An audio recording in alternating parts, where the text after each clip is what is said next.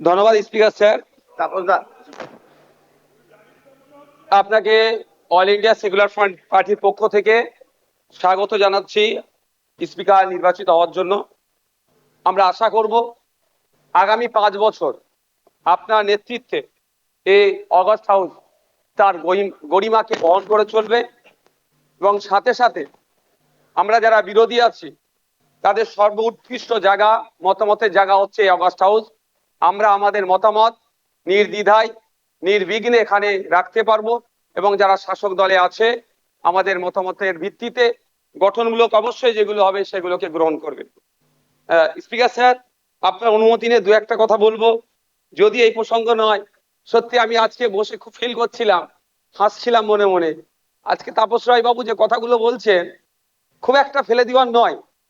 আমি আমি আমি আমি বলবো, আমি 2021 সালে নির্বাচন হওয়ার পরে 6টা মাস এমন দিন পার করেছি, আমার মনে হচ্ছিল যে আমি ইস্তফা দিয়ে দিই, অন্তত আমার ছেলেগুলোর উপর অত্যাচার যদি বন্ধ হয়। এই সময় ফিল করেছি, পার করেছি। পোস্টপোল ভায়োলেন্সে 2021 সালে, আমি এতে কিন্তু বিজেপিকে দরার সার্টিফিকেট দিচ্ছি না, কিন্তু 2021 সালে যে সমস্যার সম্মুখীন আমরা হয়েছিলাম, আমাদের কর্মী খুন হয়েছিল, একাধিক বাড়িঘর লুটপাট হয়েছে, ভাঙচুর হয়েছিল, সে অর্থে। তবে হ্যাঁ, একটা জিনিস, এই 2026-এ দাঁড়িয়ে কিন্তু বেশ কিছু ধর্মের স্থান আক্রান্ত হয়েছে। মাননীয় মুখ্যমন্ত্রী মহাশয়কে এবং বিজেপি যারা আছে তাদেরকে বলবো সেইগুলো আপনারা লক্ষ্য রাখবেন, সেগুলো লক্ষ্য রাখবেন। আজকে এই হাউসে যে যে কথা চালাচালি হচ্ছে, আমি বসে বসে ফিল করছিলাম সময় গিয়েছে আমাদের বক্তব্য, বিরোধীদের বক্তব্য শাসকের পছন্দ হয়নি, চিৎকার করে বন্ধ করে দেওয়া হয়েছে। এই হাউসেও কিন্তু 21 থেকে 26 আমরা দেখেছি। আমরা আশা করব ওই দিনটা আসবে না। আমরা বিরোধী যারা আছি গঠনমূলক প্রস্তাব রাখবো, শাসক দল যারা আছেন তারা গ্রহণ করবেন। মাননীয় মুখ্যমন্ত্রী মহাশয় একটা কথা বললেন, খুবই ভালো লাগলো। আমরা যারা একাধিকবার বিভিন্ন দপ্তরে লেটার করেছি, ন্যূনতম রেকগনাইজ আমাদের লেটারকে করা হয়নি, ইনক্লুডিং চিফ মিনিস্টারের কাছে। আজকে যে কথা বলেছেন এটাকে আমি স্বাগত জানাচ্ছি, যে উনি অন্তত কথা বলেছেন যে মিনিস্টাররাও রিকগনাইজ করবে, অর্থাৎ প্রাপ্তি স্বীকার করবে। আর একটা কথা উনি বলেছেন অল্প হলেও কাজ করব। আমরা বিরোধী, আমরা পজিটিভ কথা বলবো, রাজ্যের স্বার্থে বলবো, রাজ্যের জনগণের স্বার্থে বলবো। অহেতুক বিরোধিতা করার জন্য বিরোধিতা আমরা করব না।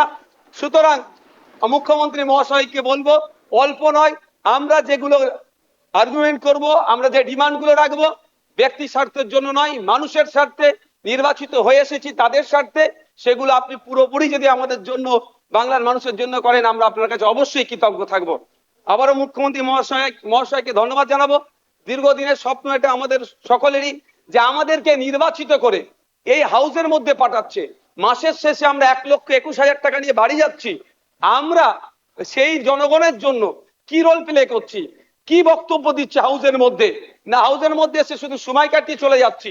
যে আপনি লাইভ স্ট্রিমিং এর যে কথা বলেছেন, এটাও আমি আপনাকে কৃতজ্ঞতা জানাচ্ছি, স্বাগত জানাচ্ছি। এটা হওয়াটা খুবই দরকার ছিল।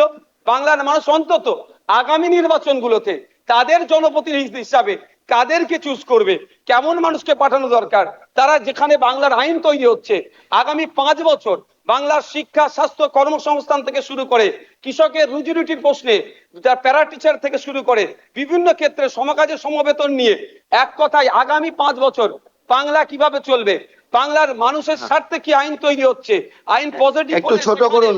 বিরোধী স্যার শেষ করবো। বিরোধী হলেও স্যার একটা দিন সুযোগ পাচ্ছি বলার, এরপর তো টাইম মেনটেন করে দেবেন।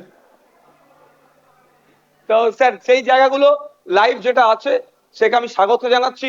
আমি আবারও আপনাকে ধন্যবাদ জানিয়ে বলবো, বহুদলীয় যে গণতন্ত্র আছে সেটার পূর্ণ মর্যাদা দিয়ে আমাদের মতো ছোট্ট যারা বিরোধী আছি তাদেরকে পরিসর দেবেন। ধন্যবাদ স্যার।